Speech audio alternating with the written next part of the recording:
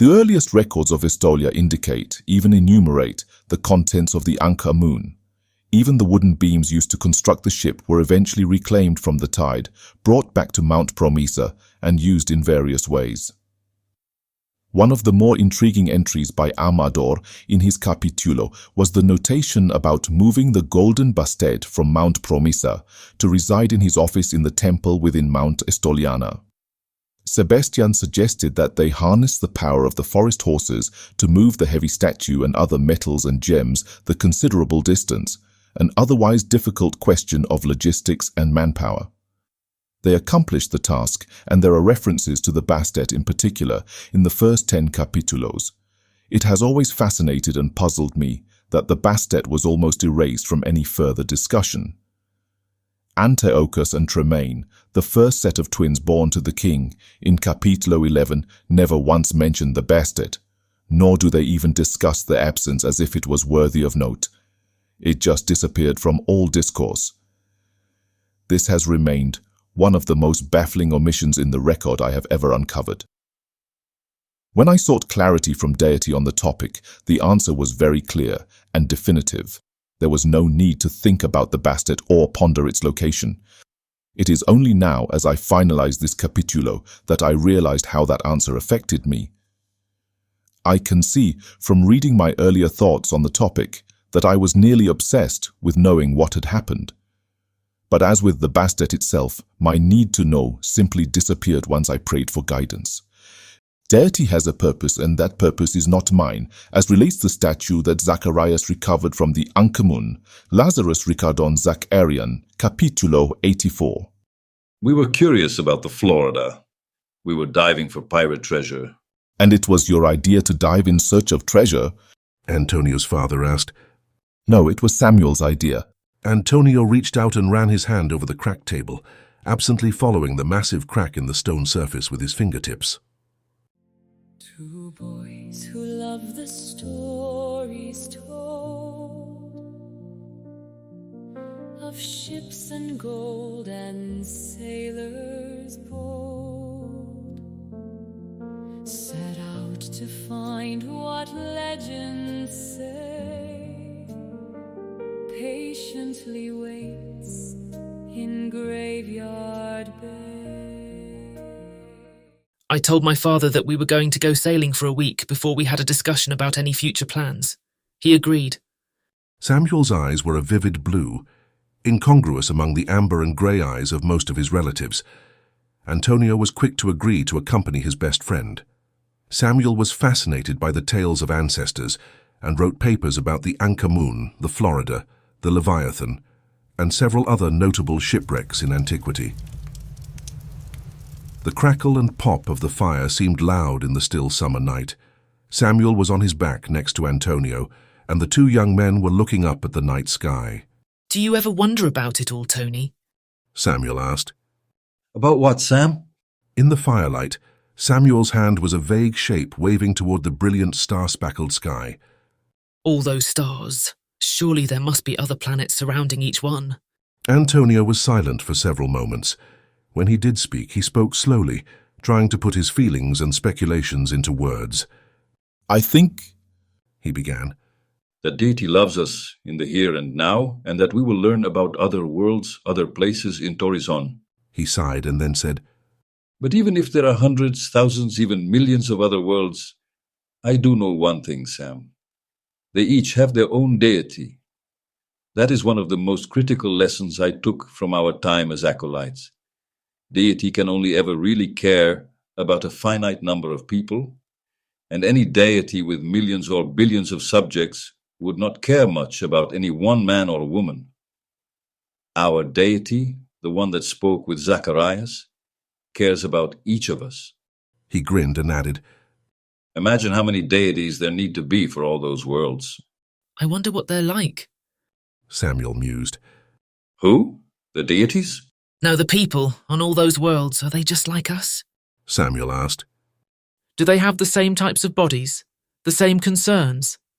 I wonder if there's anyone out there like Zacharias, or like the two of us. We will never know, Antonio said. We will, we will know. In Torizon. Samuel said, his voice firm. I bet that is why it lasts until time ceases to be time. We would need all that time just to explore the possibilities. You do not think about things like my father does. Are you sure you are supposed to be the keeper? Well, we are in luck, Tony. If anything ever happens to me, you have been taught everything I have, so you can take my place. You would be better at it anyway. Before Antonio could figure out how to respond to his friend's assertion, Samuel was yawning and telling him good night. They would stop in at Pirate's End the next day and pick up the small boat they would use for their week of sailing in the bay.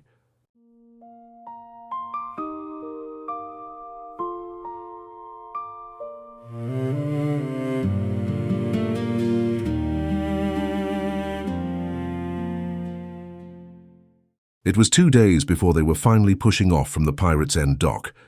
The small sailboat had 2 bunks, but would have been cramped if they had to bring a third person on their trip. That was the source of their delay. They needed to be checked out on the sailboat by the town manager before he would allow them to take it out on the water. The rocks will not bother a shallow keel like this one has, but mind you, keep track of your position. When the tide is low, you might brush against a rock, so you want to make sure that your sail is down using the timetable. Best not to risk it, as it is a treacherous bit of water. He grinned at them.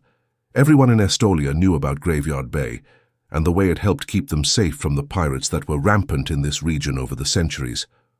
The first 3 days they sailed up to the Trestle Bridge in Maelstrom Strait before returning to Graveyard Bay, the place Samuel was most interested in. On the 3rd night in the sailboat, they were eating their dinner, and Samuel was explaining his method of choosing their current anchor point right near middle mast.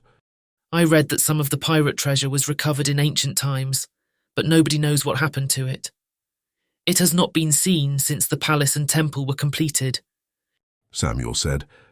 Was it stolen? Antonio asked, curious about such an anomaly. No. Samuel drawled the word thoughtfully. When we were doing our acolyte studies, I chose to read the personal inscritos of some of the common folk around the same time. I found a very thick inscrito of one of the soldiers of the time of Tremaine and Antiochus, Feldrum. He said that he promised deity that he would have faith that a daughter of Estoliana would appear in his life before he ran out of time, that he would believe, and that he would revere the woman whom he eventually found, and that he would write all his sentiments in his inscrito so that his descendants would know what he believed and how ably deity rewarded him for his beliefs. Did he catch someone stealing the treasure? Antonio asked. No. Samuel snapped. You keep wanting to find mean motives in our ancestors. No, that was not it at all. But he did share a few of his thoughts about the golden cat statue. The bastet, Antonio whispered. He wished he knew where it was, and rumour had it that though working metal was not Key's first love, he made it a point to fashion a second bastet to match the first, so that there would be a pair to guard Estolians for all time. I remember what he wrote. It was about one of the pirates from the El Sidonia, injured during a fight against the Estolians protecting our land. The pirate was mortally injured, but it took him 3 days before he died. Feldrum spent that time tending to the man's needs. He learned then how deep the lust for gold could taint a man. They spoke about many things. In the end, realizing that it would bring the man peace, he brought him a small ingot of gold, and he wrote of his pity when the man cradled the metal as if it were as precious as life itself. He promised the pirate, whose name was recorded only as Garifus, that he would try to seek out his wife and bring her to Estolia. What does this have to do with the bastet? I was getting to that. Samuel said impatiently. Get on with it, then. Antonio said good-humouredly. Chuckling, Samuel said, Feldrum said that the reason he wrote about the bastet was the unease with which he listened to Garifus's story. He worried that there might come a time when Estolians might be infected with an unhealthy love of gold. It was beautiful, but it was not worth leaving his Kaylee alone in this world, not one single day sooner than his accepted lifespan.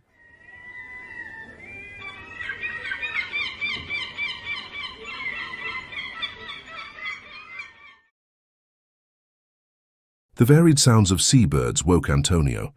He sat up in his bunk, remembering this time to avoid hitting his head on the bottom of the upper cupboard.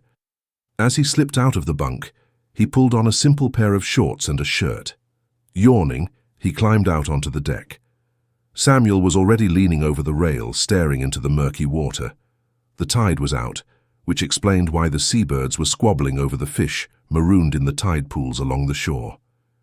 How many ships are down there, do you think? Samuel asked him. Antonio shrugged and turned his attention to the water. The spire they had moored beside looked no different to him than any other rock formation. Seriously, Tony, how many pirate ships are down there? Antonio turned his attention to his friend, then looked out at the water. Wrinkling his brow, he said, We both received the same history lesson in Cousin Caroline's classes. She would not answer when I wanted to know how many there were. She said the Florida was the most recent ship. I knew you were interested, so I counted at least 18 different stories of pirate ships. So my guess is that there must be more than that. I bet there is a lot of treasure still down in the graveyard.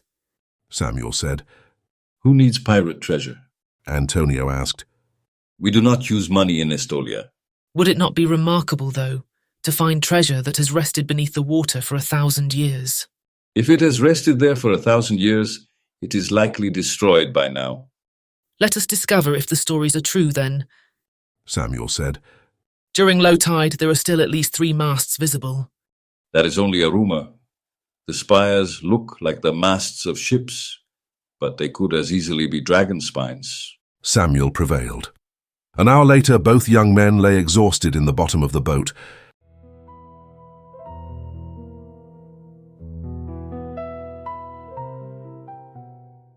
I was right, Samuel said, holding aloft a gold doubloon. I will have the artisans use this to fashion a necklace for you. You keep it. Antonio said. You were the one who believed in it. No, I will get one of my own. Tomorrow, Sam, not today. Stubbornly, Samuel insisted on diving one more time. He handed the doubloon back to Antonio before taking a deep breath and diving back into the water. Antonio was too tired to dive again. He stared at the beautiful Spanish coin for some time before he realized his friend had been down an awfully long time. He dived into the water. He searched frantically along the side of the sunken vessel until he found Samuel trapped beneath a chest that had toppled onto him. He tried to push it off his friend, but it seemed to be immovable. He returned to the surface for air before diving again. Desperately, he pulled gold and silver bars out of the chest, tugging on it as his air ran out again. It shifted only slightly. It took 5 dives before Antonio had pulled enough gold from the chest to drag his friend free. And it was too late. Far too late.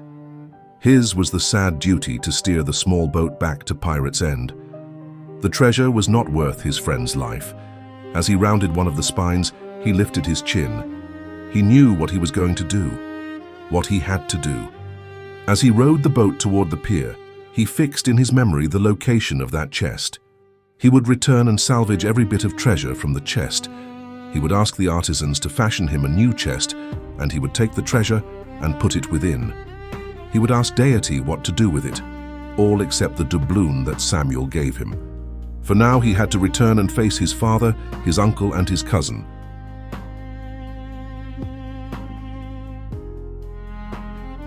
Antonio? For just a moment, Antonio forgot where he was. His eyes met his father's quizzically. Are you to blame for Samuel drowning? Ricard asked again, his voice gentle. Antonio let out his pent-up breath. No, of course not, but I feel guilty. One coin in hand, but he wanted more. The chest pinned him to the cold sea floor. 5 frantic dives to shift the load, but the chest held fast and